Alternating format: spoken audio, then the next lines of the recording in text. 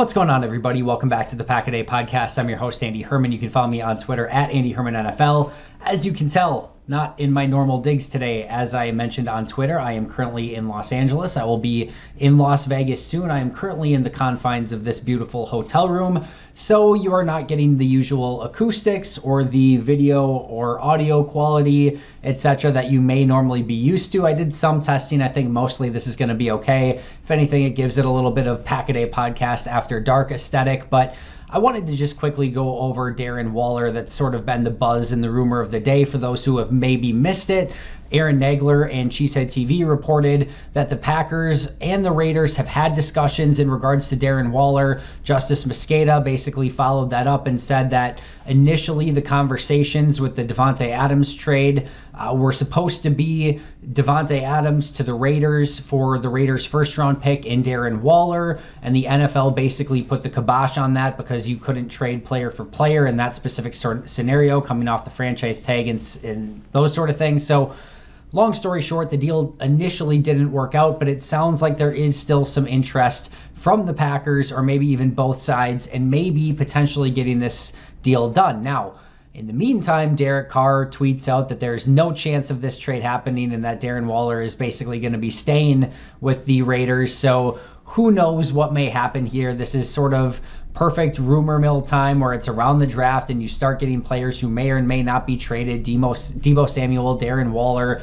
will probably be just a couple of the names, Baker Mayfield, that get floated around this weekend. But let's just cover what that would mean for the Packers, right? So Green Bay is clearly in need of playmakers. They are in need of red zone threats. They are in need of targets for Aaron Rodgers. And there is zero question whatsoever that Darren Waller would become the number 1A target within this Matt LaFleur, and Aaron Rodgers offense, and that Aaron Rodgers would look probably quite often in Darren Waller's direction and become, again, a top target for Rodgers within this offense. So there's no question about that whatsoever. This would be a really big transaction for the Packers, and being able to add him to a team that is in desperate need of weapons, no question, again, that would be a huge win for the Packers. Now, let's talk about what he does bring, what he doesn't bring, and what the sort of cost to that would be. So let's talk about that latter part first. From a cost standpoint, you're looking at a contract that's a little bit under $7 million this year, a little bit over $7 million next year,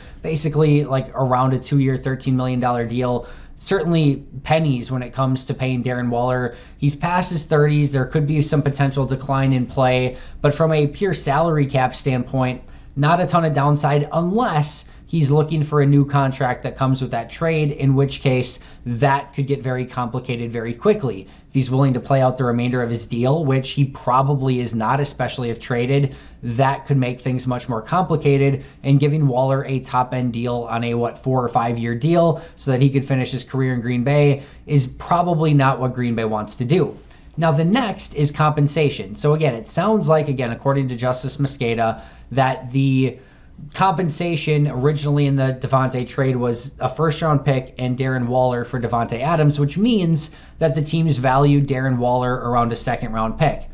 On the surface, that may not seem so bad. That might seem like, all right, a second-round pick, you add Darren Waller on a, again, $6 to $7 million deal. Like, I'm okay with that. And I get that. But you also are bringing in, again, a player who's over 30 years old, who is potentially wanting a new contract, and is playing a position that may not be a huge need. Let's break that down in a little bit farther, in a little bit, bigger capacity. So we've talked about it, and I've talked about it ad nauseum. What does Green Bay need? Green Bay needs playmakers. Green Bay needs red zone threats.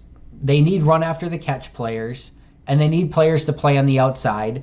And ideally, they need players who can block within this Matt LaFleur offense. And we start off with that. Playmaker, yes. Run after the catch, yes. Red zone threat, yes. We're checking a lot of boxes here, which is why if tomorrow you told me that Green Bay traded for Darren Waller, I could easily get on the train because he checks enough of those boxes, right?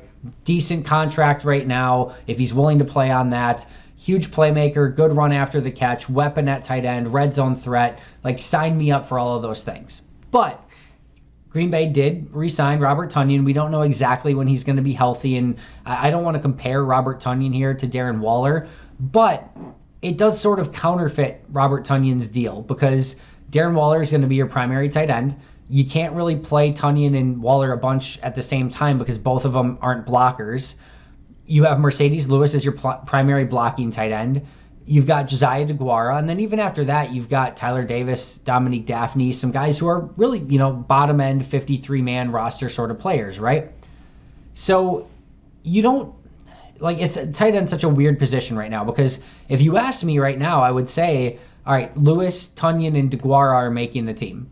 And now you add in Darren Waller to that, and Darren Waller is going to take the primary bulk of those tight end snaps with Mercedes Lewis taking the bulk of the run blocking snaps and pass blocking snaps. Where does that leave Tonyan and DeGuara? DeGuara, maybe you can move into a little bit more of an H-back role, and you might just say, you know what, if we get anything out of Tonyan coming off of the ACL injury, we'll gladly take it. But it doesn't make, there's a little bit of a logjam there to add a veteran. I understand if you had a rookie to start developing, I get that. But you're basically, again, counterfeiting Robert Tonyan. And again, coming off of injury, I'm okay with that.